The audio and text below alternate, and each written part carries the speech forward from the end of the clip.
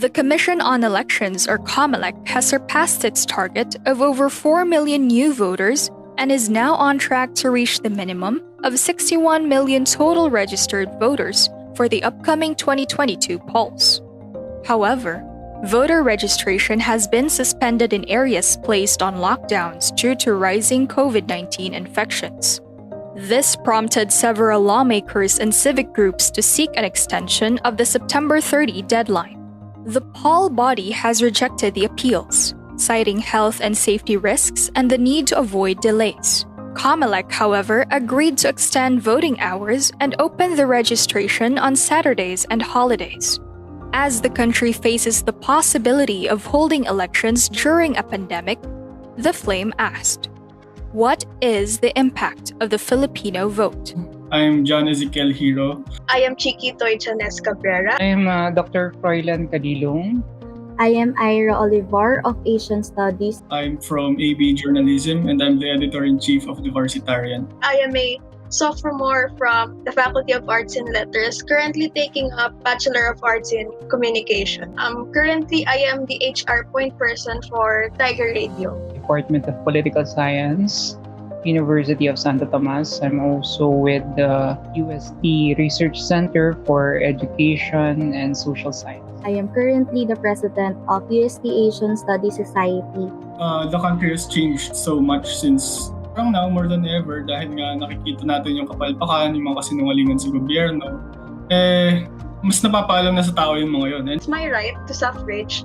I think it will make one vote can really make a nation go into some place na hindi natin naakalain. I think it matters not only to me but to the entire context or concept of democracy. When you're able to vote, that actually represents your voice to actually create spaces of possible change. My voting power is necessary and crucial, especially nowadays. So it may be a measly one vote to some, but I believe that my power to choose and make a difference will always count. So Yung reason talaga kung bakit kumbaga nahatak akong mag-register talaga this year, gusto ko na talaga mag-participate sa dynamics ng democracy sa Pilipinas and mabigyan din ng chance yung sarili ko na bumoto for leaders na hopefully would bring good change sa bansa.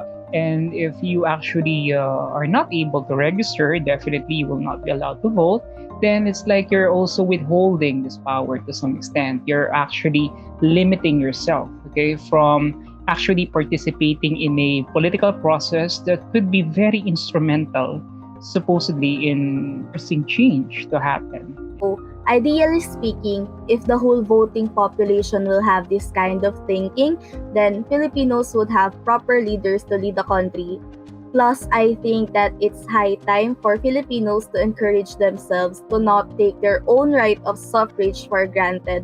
Thus, encouraging the youth to register must be done as early as now or when they turn to legal age. Siguro number one, and sana ma-realize din ng lahat ng mamboboto to na we need capable leaders talaga, lalo na sa presidency. Number one is yung kaya mag-help ng accountability. Kasi if something goes haywire sa isang place, dapat ang unang makakaalam nito is yung leader nila. Integrity, okay? And by integrity here, it's not just about honesty, okay? Integrity means doing what is expected of you, okay, even if nobody is actually looking. So when you have a leader who is actually not tolerating, okay, any form of corruption, but at the same time is actually hell-bent on trying to curb it down or mitigate it to the best that he could, I think it would really make a big difference. It's hard to choose a leading quality per se. However, I believe that a leader with integrity will make a good one. Pangalawa siguro, kailangan natin good communicator. Kasi ngayong pandemic, di ba, maganda nga nagkaroon si Duterte ng Talk to the Nation addresses every week. Pero hindi naman ito na-serve yung purpose niya kasi hindi siya nagagamit for its purpose. Sobrang confusing ng communique ng gobyerno. Yung policies nagka-clash, parang lahat na pagde-decidean spontaneously lang. Yung second, ang gusto ko na leader is yung alam yung grassroots nila. Kasi pagka hindi mo alam kung paano mag-formulate ng solution sa isang community, you're not going to be an effective leader talaga. So, ayun. Another thing is, of course, competence. Okay. So aside from integrity, competence is very, very important, I believe, because we live in a time wherein there are a lot of complex problems, complex issues that needs immediate and timely decision making. Additionally, a leader who prioritizes the welfare of every Filipino is the kind of leader that we need, especially in overcoming and recovering from this pandemic. So we need someone who is not just charismatic and full of false promises, but instead we need a leader who will give concrete actions and commitment to the Filipino people and only to the Filipino people. Right. So I think it's imperative that we have leaders who are imbued with the necessary skills, okay, in order to solve this highly complicated or highly complex problems that we're actually facing right now. And Transparency. Although lagi namang sinasabi pag may kandidato na transparent siya, ganun. Pero kasi nalaman ko sa term ni Duterte na yung transparency malaking bagay siya. Hindi yung puro nag-sugarcoat ka ng problema. Yung transparency hindi lang siya one-time thing.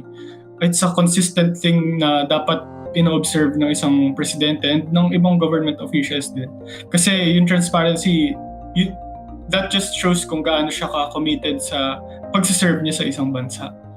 The third, I believe, is the inherent love, okay, or devotion to public service, okay. And by this I mean that we need to have leaders who are, very, very dedicated, okay, towards the pursuit of making lives better for their countrymen. Fourth, siguro one that is willing to assert his or her foreign policy. Like kaya ba niyang mag-stand up against China, ganun. Kasi nakita natin din kay Duterte na yung sinasabi niyang independent foreign policy niya, may term siya for his foreign policy, it's independent, pero hindi natin siya nakikita na ano bang ibig sabihin niya sa independent.